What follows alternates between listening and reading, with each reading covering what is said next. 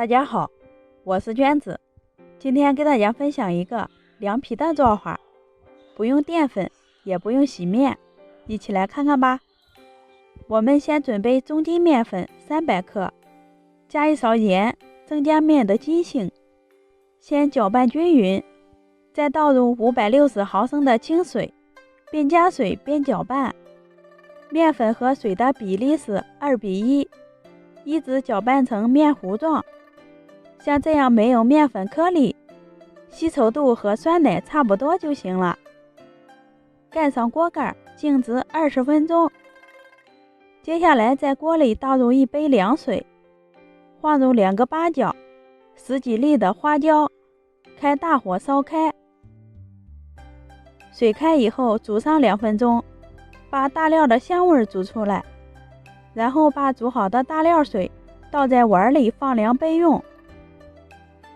再来调个蒜汁儿，碗里倒入切碎的大蒜，加入适量的盐，倒点香油，再加入一些清水，充分的搅拌均匀，蒜汁就调好啦。接着取一个模具，在底部和四周都刷上一层油，防粘。静置好的面糊搅拌几下，挖一勺倒在模具里，端起盘子晃动，让面糊摊得薄厚均匀一些。水开以后放进锅里，用大火蒸上2分钟。时间到以后取出来，放进盆里过一下凉水。放凉之后把面皮揭下来，可以看一下这个面皮是透明的，也很筋道。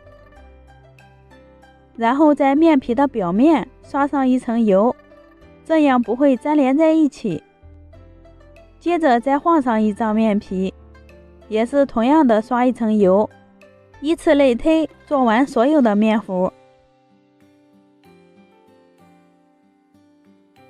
全部做好以后呢，再根据自己的喜好切成长条状，装到盘子里，放上一些胡萝卜丝和切好的黄瓜丝，